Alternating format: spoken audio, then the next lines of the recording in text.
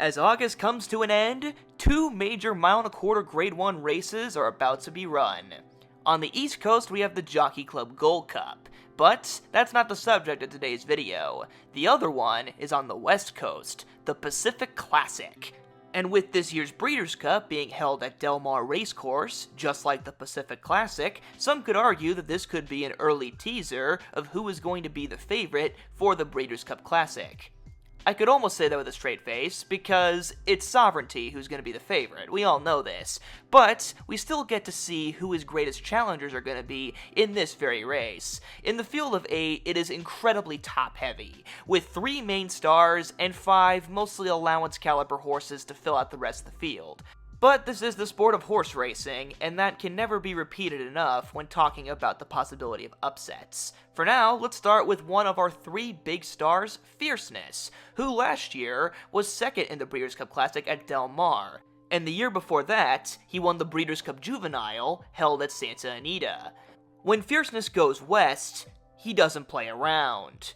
If we specifically harken back to the Breeders' Cup Juvenile, he was coming into it off of one of his worst performances to date when he was badly beat in the Champagne Stakes, so he has used the West Coast to bounce back before, although that was when he was 2 years old. So you could use that if you want to argue that maybe Fierceness will be back on top after his disappointing 5th place finish in the Whitney Stakes. Ironically, after Saratoga propelled him to the top of the 3-year-old standings briefly as a 3-year-old, as a 4-year-old, he has lost his 2 participations there, and now he goes out west for the Pacific Classic. He is a talented horse. On his best day, he is going to be very scary. It's all about if he's going to get back to that.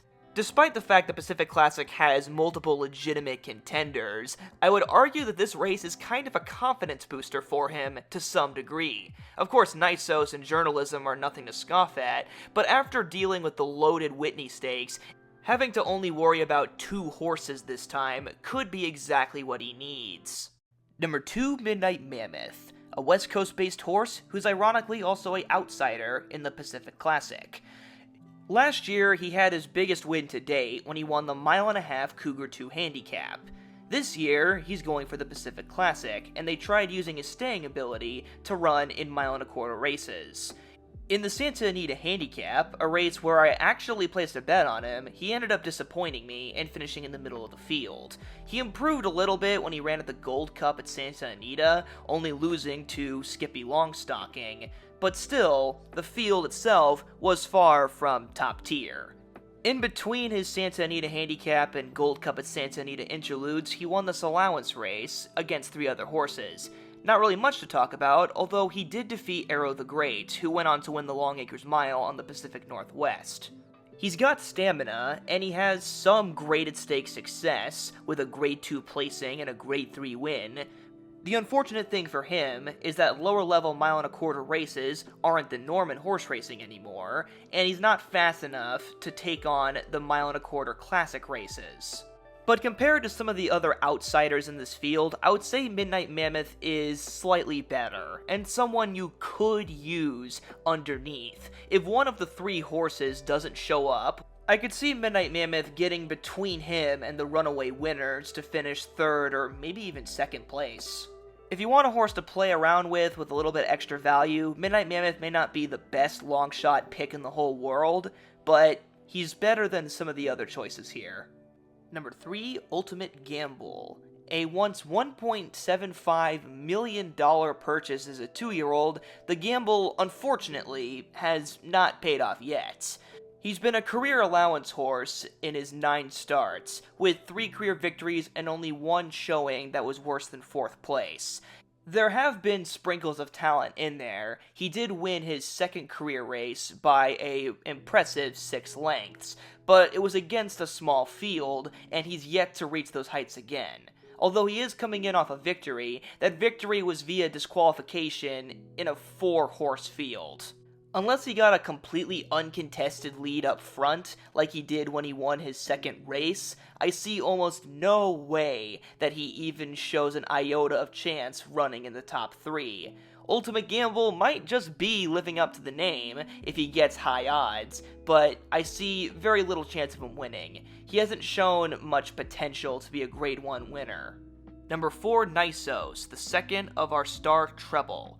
This lightly raced but exuberantly talented horse will have a lot on his shoulders Pacific Classic Day. In the few races he has run, he has done nothing but impress people, winning by great margins, and even when he loses, running admirably.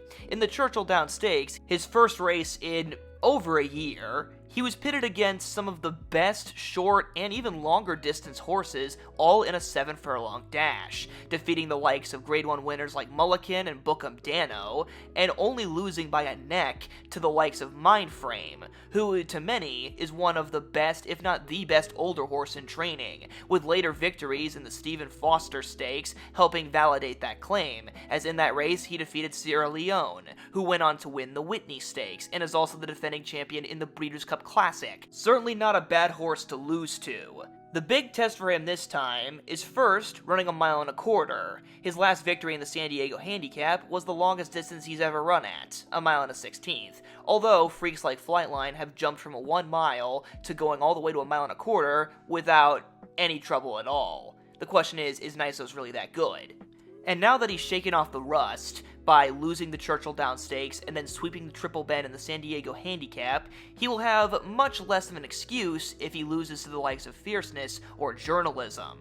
He's remarkably talented, but this is going to be a big jump up for him, and his chance to prove himself as a divisional leader. He should have no problem dismantling the majority of this field, but he's going to have to deal with a real tough horse in Journalism, and he may have to face the full wrath of Fierceness. Hard to play against, but he's going to be up against his mortal enemy, Mike Rapoli, once again. Number 5, Indispensable, a huge long shot come Pacific Classic Day. I will bet my soul on that. This horse most recently won an allowance race by less than a length. It was a nice victory, but it did take him real effort to pass horses that are certainly not stakes caliber. The favorite for the race had only won once in 3 starts, and has no stakes experience. Indispensable does have stakes experience, finishing okay in the Shared Belief and the Oklahoma Derby, but winning neither. He also was second in the Zia Park Derby in New Mexico. So, some stakes experience, no stakes victories, and he's fighting it out in allowance races. With the 3-star horses that he's going to have to deal with, I see little chance for him being able to win. Number 6, Journalism, the 3rd star of the trio in this year's Pacific Classic. So far, he has danced every dance, running in all 3 jewels of the Triple Crown, and only being denied by Sovereignty. He is clearly the second best 3-year-old, and he doesn't have to worry about number 1 this time. He's got a great turn of foot, he's been able to overcome numerous setbacks, including great interference in races like the Preakness Stakes and the Santa Anita Derby. The only thing he can't do is beat horses in blue. I probably won't be losing too many subscribers when I make the take that out of every horse here, he is the most reliable and the most consistent. He may have never faced off against older horses, but besides Fierceness and Nysos, most of the other horses he doesn't really need to worry about.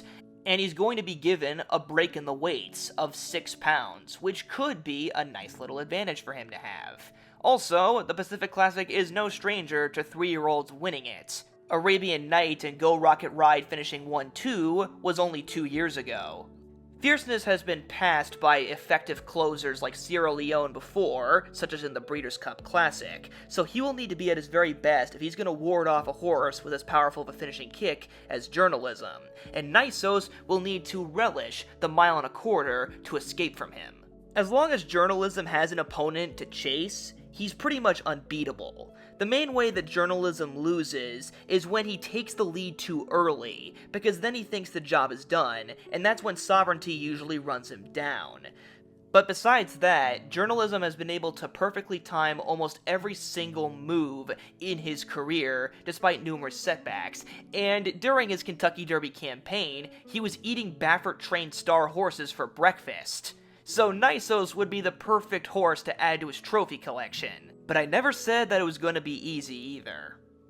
Number 7, Lure Him In. The most experienced horse in this field, with 53 career starts, certainly admirable that he still runs in races like the Pacific Classic. During his career, he has never won a graded stakes race, but he has won stakes races before. Last year, he won the Sunshine Classic, which is a Florida-bred listed stake. And he has had success at longer distances before. The race you see in front of you was a victory at 1.25 miles, even if it was on grass. He also has ran in longer distance races like the 1.5 mile Tokyo City Cup.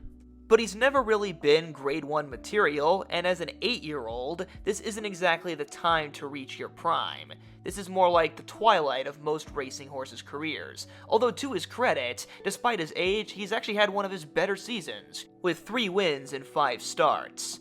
On paper, that actually made him seem somewhat convincing for an underlay horse, and maybe he still is, but the one thing that turned me away from him was his most recent start where he was 3rd to Ultimate Gamble, and that 3rd place finish was in a 4-horse field, and I already don't have a high opinion of Ultimate Gamble, so him struggling to beat Ultimate Gamble, what does that say about him against Fierceness, Journalism, and Nysos? He's a likable horse, with 11 career victories and 10 second place finishes in a 53 race career. He's a real classic warhorse, but I wouldn't say he's grade 1 caliber. And lastly, number 8, Tarantino, a horse who has flirted with graded stakes success before. Although he has yet to win a graded stakes race, he has multiple top 3 showings in graded stakes races in California and beyond, slowly stacking up checks bit by bit. If I was a horse trainer, I'd love a horse like Tarantino, who's giving me consistent money in big money races, like stakes races. However, I don't believe Tarantino is anywhere close to a grade 1 winner. He'll be scrambling for 3rd or 2nd place at best, but is definitely not a win contender. Most recently being mercilessly outclassed by none other than Nysos. And then before that, finishing behind the likes of Midnight Mammoth in the Gold Cup at Santa Anita. He's an alright horse, but I wouldn't use him myself, personally. And that is your field for the Pacific Classic. So we got 3-star horses and a bunch of other horses to fill out the field. Before I mention who my picks for this race are, you can also play along in this race by going to my Discord server. We do little casual handicapping contests where we pick the top 3 horses, in our opinion, and a long shot horse. And, depending on the results, you accumulate points, and it's a fun time. We'll also have a competition where we try beating a AI bot in handicapping. So for who I'm going for, Journalism to win, Nysos to get run down in 2nd place, to pick up the pieces for 3rd, Midnight Mammoth, and I'm banking on Fierceness running another bum race after the Whitney, which is risky. There definitely is potential for this to go right for me. Those are my 3 main picks. Let me know what your picks are in the comment section below, or in my Discord server if you wish. Hope you guys enjoyed this video, and I will see you guys next time.